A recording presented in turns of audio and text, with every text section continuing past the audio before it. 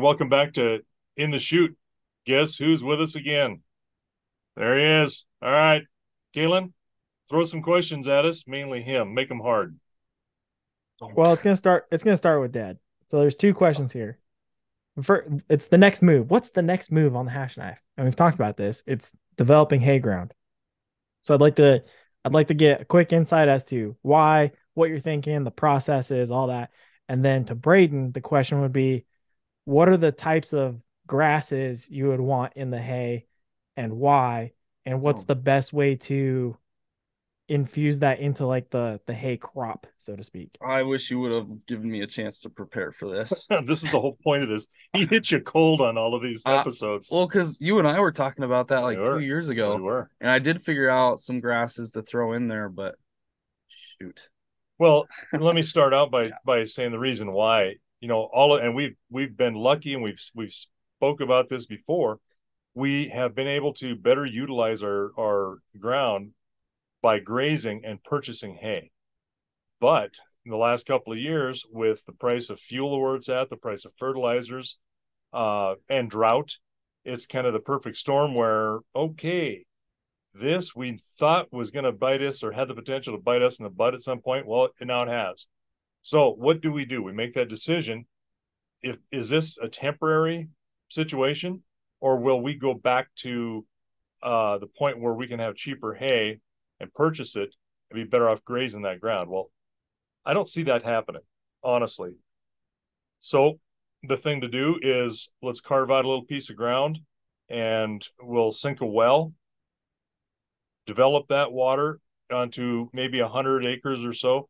Not a lot, just enough to take care of all of our needs, plus maybe have a little bit extra for sale that will hopefully pay for putting that up, so we have like a zero balance on what we would be spending on our hay. So if we can do that and then it pays for itself over 3-4 years, then that's a good move.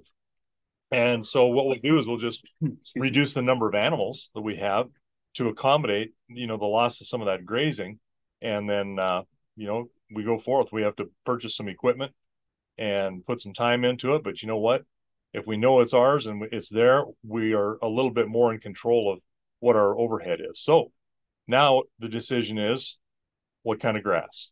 Well, and honestly, you may not even have to reduce your numbers too, Possibly depending on not. where you put the pivot. Because like Right. there's some pastures we kind of do like a rotational system loosely. I mean, we still do a continuous grazing. We just let our cows out, but we also kind of like we've got our pastures set apart for different times of the year that we put them. And I mean, throughout the growing season, when you're haying, there's some pastures that we just don't even have cows out or horses out there during that time Right. frame. So, I mean, what are you hurting if you're, you Yeah, know? when you say after we've grazed, you could, or after we've taken the hay crops off, get 2 or 3 cuttings, then you can go ahead and graze some of that. Yeah. Yeah, which is absolutely no issue there. Or just make that your winter pasture where they're not Yep. going to be grazing, and then you're feeding them hay anyway, so you're not really damaging anything that's there. True. True. Yeah, and so well, the other part of that is then we have some available hay to be able to finish more animals if we want it. Yeah. We can have that selective grass haze if we wish to go ahead and fatten up some slaughter cattle, finish feed them. They can have either grass hay, which is really the same as a hay that's standing on the stem. They're grass fed, so you can have that where you still got a grass fed animal with no finish, or you've got them up to that point where you continue to feed them and then finish. But the point is what grass do you give them, or what kind of stuff do we make for being able to get animals through the winter and then use them for different purposes? Because we have horses as well, and I'm not going to feed horses a lot of alfalfa. I just don't like doing that. I Mhm. really prefer the grass hay for that. So then that goes to Braden. What types of grasses are best for probably? I know you're not really a livestock person in terms of your degree. If anybody asks, like you went to the College of Agriculture at Montana State University, but you don't But my have an degree is rangeland ecology with a range management option. right. So So you're it's it doesn't specifically have for grasses. Yeah, it is for grasses, but what I'm saying is it doesn't relate to livestock. Like you didn't have a degree that says, livestock nutrition or anything like that. However, at the same time, you do kind of understand the overall nutrition Well, and the benefits of grasses. all of that goes hand in hand. I had nutrition classes and Uh-huh. basic animal classes like animal science. Um, and I had a grazing class, which was phenomenal. That actually talked about these things interacting the grasses with the livestock and how the different livestock utilize the different grasses. And so I mean, I've got a little bit of background in that, but my degree is primarily on the grasses and how they basically interact with the ecosystem. So using that background, what's probably the more ideal mixture, so to speak, understanding that dad's objective is to have as little or no alfalfa in that hay mixture as possible, that hay crop. Well, we talked about alfalfa versus grass, and I think we're best off going with grass. Just because with alfalfa, there's a lot that goes into it. You got to test your soils for certain stuff. I can't remember what those are. Take this with a grain of salt. I've been out of school for 3 years, and even when I was in school, I was a C plus student, maybe. I was more focused on going to the breweries. Okay, no, but what was I saying? I distracted Well, the myself. type of grasses with alfalfa Oh being yeah, yeah, yeah. intensive. Well, yeah, because we looking at the stuff that you have to get into with alfalfa, it's it's a lot. It's a lot more than what you'd have to deal with native grasses, or even some introduced grasses. We can get into that in a minute too. But alfalfa, you got to constantly test your soils. You got to make sure there's plenty of phosphorus, some other things. You got Manganese. Yeah, there's a lot of. Yep. You don't really have to worry about nitrogen because they are a nitrogen fixer, which means there's nitrogen N2 gas in the air that plants utilize. And then there's a lot of, I think it's ammonia and N3 in the soil.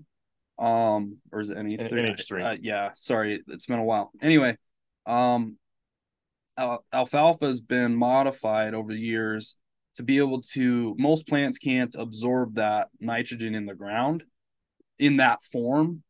The Sorry, I got that backwards. They can get it from the soil, but the nitrogen fixers can take it from the air, the N2.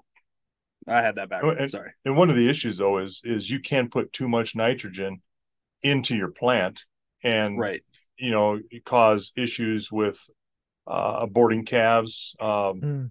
If you get, what is it, 5,000 parts of or the nitrates, Mm-hmm. if they're too high, you'll abort calves.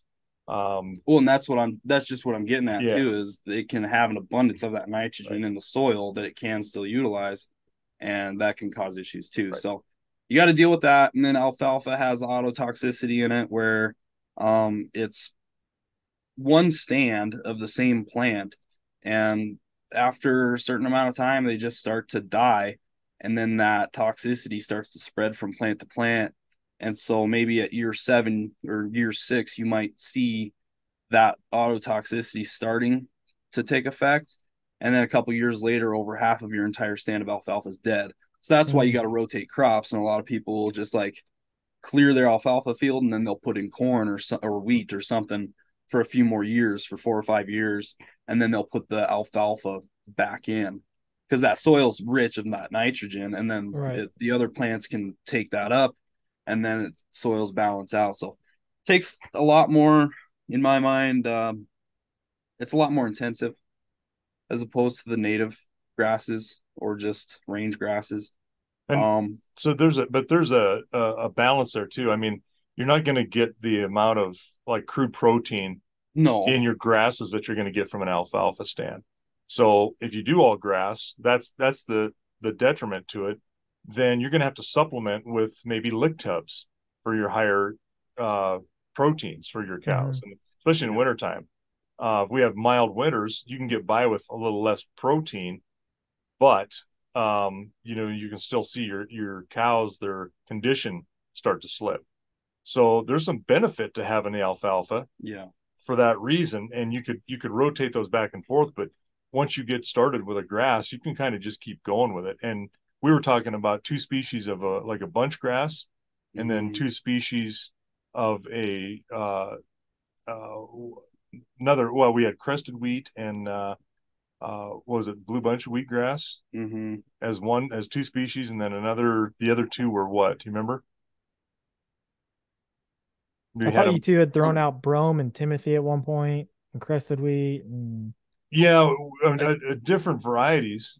Yeah, I mean, we're still playing with it, to be honest with you. yeah. it's been a while since I looked into that, but it all depends on how much water it Right. needs. Timothy needs a lot A of lot of water, water. and it's very palatable. But there's not a lot to the plant as opposed to like smooth brome is pretty leafy. It's very palatable. It's got great forage production. That's a big plant. There's not, I mean, there's stemmy material, but it's not like a majority of the plant is stemmy. You don't want stuff that's too stemmy and not enough leaf. Like orchard Because grass gets really stemmy. yeah, But it's high production. You could grind it. you could, You know. and that would make it a little better. But with those really stemmy plants, especially when they start to die, you start talking about ADF versus NDF. And what's that? What's NDF is neutral detergent fiber, Right. Okay. And that's the stuff that's like the cellulose in the cell walls of the plants that give it its rigidity and its structure. And it's something that the animals can't necessarily break down and utilize any nutrients from the plant. So you don't want a plant that's high in NDF because you're not getting a lot of nutrients out of it. Now ADF is available digestive fiber. It's fiber. Okay. Yeah, it's or detergent fiber. Yeah, it's been a while. And so if it's high in ADF, it means it's a very digestible plant and it's very digestible materials and they get a lot of nutrients out of it. So that's something you got to consider that we've talked about. I mean, and then we've talked about keeping it native species, and we got like a lot of blue grama out here, and blue grama is a good native species, and it's a warm season, which would counteract your cool seasons. And we talked about that having a number of warm seasons versus cool seasons, or just having all cool season or all warm season. And then talking about native versus introduced, and then talking about rhizomatic versus bunch grass. And I mean, there's so many routes you can go, and there's benefits to everything. And then high volume versus low volume of production, your yield. Yeah, because you're putting that equipment over at the same time. You want to get as much yield as you can. Well, that's just what I was getting at with the blue grama. Is like, yeah, it's a good native species, and it might be palatable when it's young and green. However, that plant is only like that tall. It's not very big, and it's pretty stemmy compared to the rest of the plant, except for maybe the basal leaves. But it's not gonna be something that you're gonna get a lot of production out of. I mean, if you have a whole field of just blue grama, you're maybe gonna get one bale out of the whole field. You're better off grazing it. Yeah. Well, I guess that kind of relates to the reason why you're saying to provide hay for ourselves, right? Because the benefit of having alfalfa, if you're producing for others, is you can get more tonnage per acre because it's a heavier grass. And alfalfa itself is just high in protein anyway, which animals need. Actually, it's so high that it's above what they need, and it can actually cause issues if you feed too much. But that's a whole nother story. Well, I think that's good enough for that episode because that's a whole lot of information. But there's a lot there. That's the next move. That's where we're headed towards with the hay production on our own ground, and the reasons why we're going to choose the various grasses still to be determined and ultimately put together as a recipe. But that's what we'll take this conversation and put it out the pasture.